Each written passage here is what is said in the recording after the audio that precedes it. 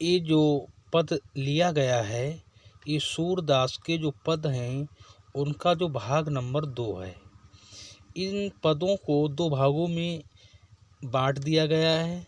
तो प्रथम जो भाग है उसमें प्रारंभिक 6 पद दिए गए थे, और जो द्वितीय भाग है यानी दूसरा भाग है तो उसमें 7 से 11 तक पद व्याख्या सहित दिए जाएंगे। तो जो 7वां पद है यहाँ पर कहते हैं कि ऊधव मोहि ब्रज बिसरत नाही, वृंदावन गोकुल वन उपवन सगन कुंज की छाई। देखिए, इस पद के माध्यम से गोपियों के मन में ज्ञान और योग की स्थापना करने में जो उद्धव जी हैं वह असफल हो गए, अर्थात सफल नहीं हुए। इतना ही नहीं, वे स्वयं प्रेम और भक्ति के रंग में रंग कर मथुरा जब पहुँचे हैं तो उद्धव ने श्री कृष्ण को ब्रज की संपूर्ण जानकारी बताई है। यहाँ तक कि माता यशोदा का समाचार भी दिया, और श्री कृष्ण ने कहा, हाय उद्धव, ब्रज की याद मुझसे भुलाई नहीं जाती है। इस पद में जब कृष्ण जी कहते हैं कि उद्धव मोहि ब्रज बिसरत नाही, श्री कृष्ण कहते हैं कि है उद्धव, मैं अनेक प्रकार से ब्रज को भुलाने का प्रयास करता हूँ किंतु भूल नहीं पाता। वृंदावन गोकुल वन उपवन सगन कुंज की छाई। वृंदावन और गोकुल के वन, उपवन तथा कुंजों की घनी इच्छाओं भी मुझसे भुलाई नहीं भूलती या हम भूल नहीं पाते हैं। प्रातः समय माता जसमति यरुनंद देख सुख पावत। यहाँ तक कि प्रातःकाल यानी सुबह के समय पर माता यशोदा और नंद जी मुझे देखकर अत्यधिक आनंदित होते हैं, अत्यधिक आनंदित होते थे। नंद देख सुख, सुख यानी आनंद, पावत माने पाते हैं। माखन रोटी रहो सजायो अतिहित साथ खवावत।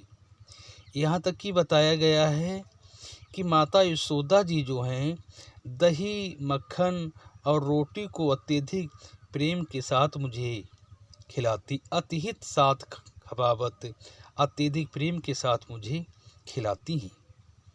गोपी ग्वाल बाल संग खेलत सब दिन हंसत सिरात।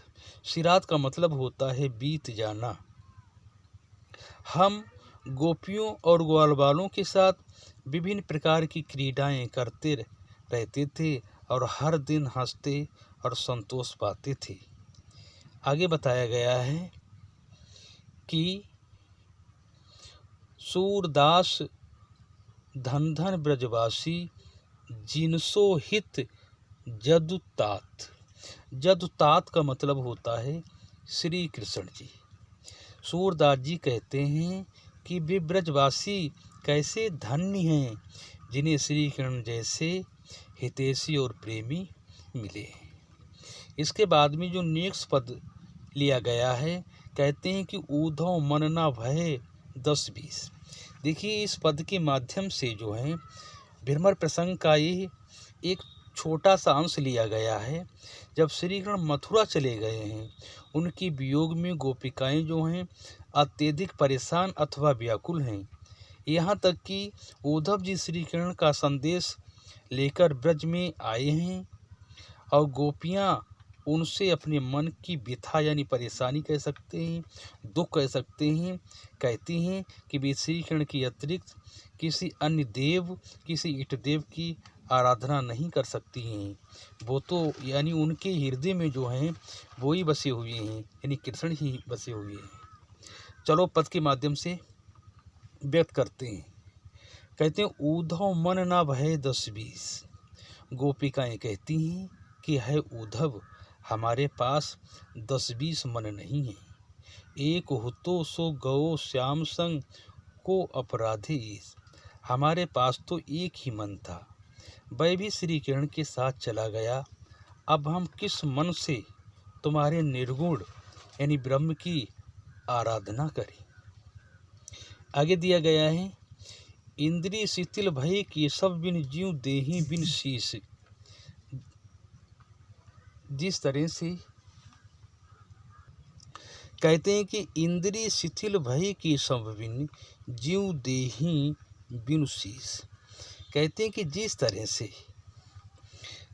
तरह से यानी हमारी इंद्रियां उसी प्रकार शिथिल अर्थात शक्तिहीन और निर्बल हो गई हैं।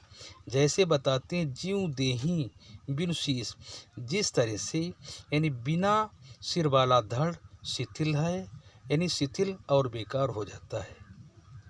आशा लाग रहित तन श्वासा जीवहि कोटि बरीस।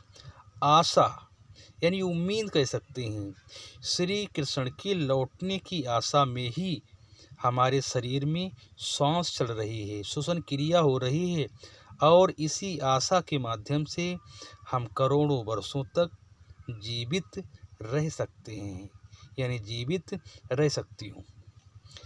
नेक्स्ट दिया गया है, तुम तो सखा श्याम सुंदर के सकल जोग के ईश।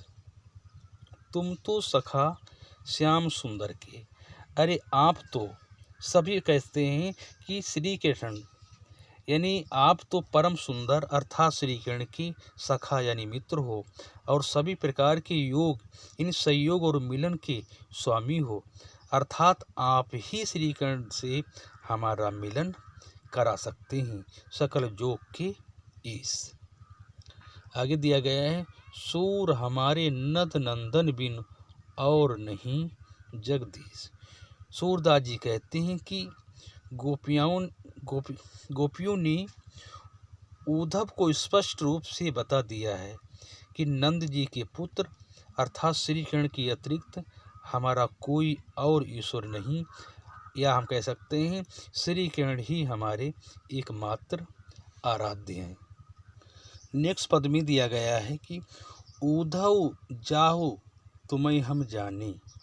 देखिए इस पद के माध्यम से यहाँ पर यानी इस पद में है गोपियों ने बड़ी तर्कपूर्ण पद्धति से उद्धव को पराजित किया और उनसे परिहास भी किया है।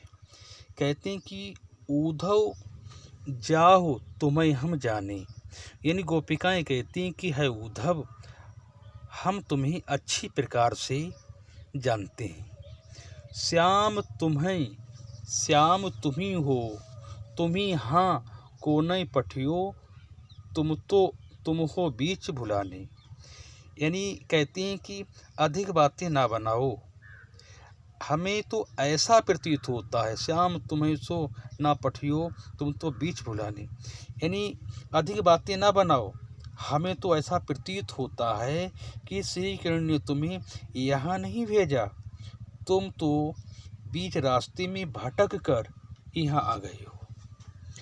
ब्रज नारिन सो जोग कहत हो, बात कहत ना लजाने। लजाने का अर्थ होता है, कह सकते हैं लज्जित होते हुए। ब्रज नारिन यानी तुम ब्रज की नारियों यानी ब्रजबालाओं के से योग की बातें कर रहे हो, ऐसी बातें करते हुए तुम्हें लज्जा का अनुभव नहीं हो रहा है, अर्थात लज्जा नहीं हो रही है। कहते हैं बड़े लोग ना विवेक तुम्हारे, ऐसे भय अयानी। अयानी का मतलब होता है अज्ञानी, जिन्हें ज्ञान नहीं होता है उसे कहते हैं अयानी। वैसे तो तुम बड़े आदमी हो, किंतु तुम इतने अज्ञानी हो कि विवेक की बात ही नहीं करते। हमसो कही लय हम सह के, जे गुण लेहूं सयाने। सयाने का अर्थ होता है चतुर कह सकते हैं, चालाक कह सकते हैं। यानी तुमने हमसे जो भी कुछ कहा वह तो हमने सहन कर लिया, कह सकते हैं कि वह तो हमने सहन कर लिया, किंतु तुम अपने मन से अच्छी प्रकार विचार करके देख लो।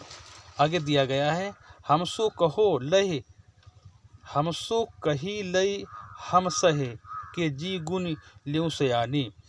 यानी जो तुमने बड़ी चतुराई से जो भी बात रखी है तो हमने इसे जो है सहन कर लिया है।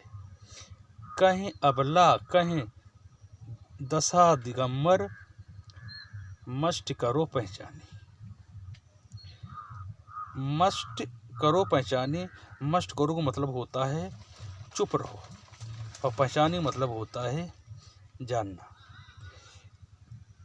आपने या अपने मन में अच्छी तरह विचार करके देख लो कि अबला यानी महिलाएं और कहाँ योग के जो दिगंबर, दिगंबर का मतलब वस्त्रहीन दशा, इसलिए अब तो यही अच्छी है कि तुम चुप रहो। सांच कहो तुमको अपनी सौ बूझत बात निदानी। निदानी का मतलब होता है अंत में सौ माने होता है सौगंध। यानी गोपियां उद्धव से कहती हैं कि हम अंत में अपनी शपथ देकर आपसे पूछती हूँ कि आप सच सच बताइए। सूर श्याम जब तुम्हें पठायो तब नेको मुस्कानी। कहते हैं कि आप सच सच बताएं कि जब श्री किरण ने आपको यहाँ भेजा है, यानी पठायो आपको भेजा है, आपको भेजा था, तो क्या वे थोड़ा सा मुस्कानी यानी थोड़ा सा मुस्कराए भी थे। नेक्स्ट पद लिया गया है, निर्गुण कौन देश को वासी। देखिए इस पद के माध्यम से यहाँ पर जो है ब्रज में पहुंचकर उद्धव गोपियों को निर्गुण ब्रह्म का क्या करते हैं, यानी उपदेश देते हैं।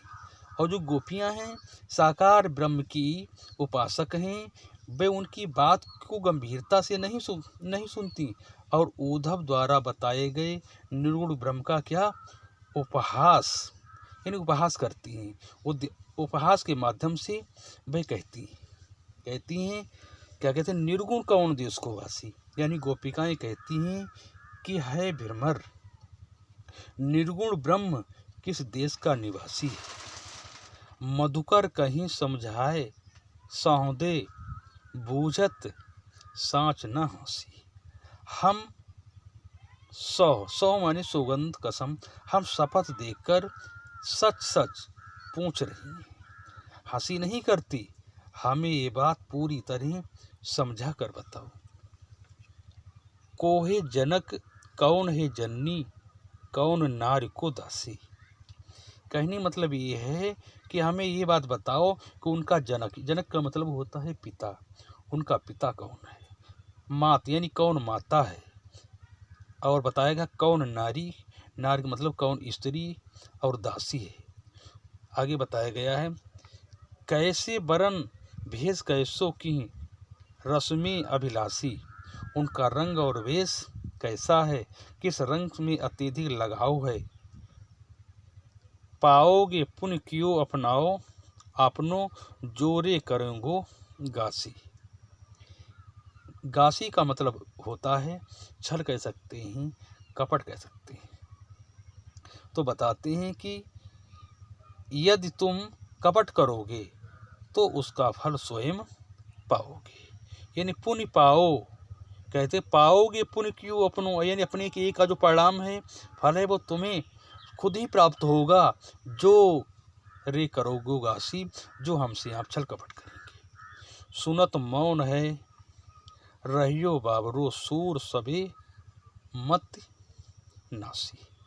यहाँ पर जो दिया गया है मत नासी, यहाँ पर ये गासी शब्द दिया गया है। गासी का मतलब बताया गया कपट, नासी।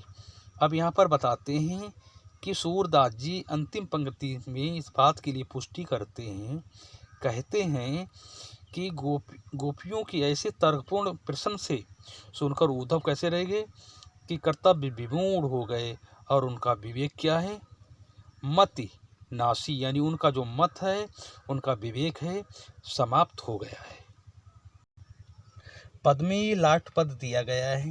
इस पद के माध्यम से ये बताया गया है यानी प्रस्तुत पद में जो है इसने की जो साक्षात प्रतिमा, यानी कहते सकते हैं यशोदा के दुखी हृदय की पुकार व्यक्त हुई है। वो इस पद में श्री कृष्ण यानी देवकी के पास जो मथुरा चले गए हैं, यशोदा ने उद्धव के द्वारा देवकी को एक मैसेज भेजा है, एक संदेश भेजा है। तो इस पद में लिखा है संदेशो देवकी सो कही हो, यानी यशोदा उद्धव से कहती हैं कि है उद्धव तुम मेरा ये संदेश देवकी से कहना, यह देवकी तक पहुंचा देना। तो कहते हैं कि यानी ये मेरा जो संदेश है, यशोदा जी उद्धव से कहती हैं कि है उद्धव तुम मेरा ये संदेश देवकी से कहना। और बताते हैं हो तो धाय तिहारे सुत की दया करत ही रही हो। धाय, मैं तो तुम्हारे पुत्र की धाय हूँ, अतः मुझे यानी मुझ पर कृपा करती रहना। यद्यपि टेब तुम जानती उनकी तो मोय कहीं आवे।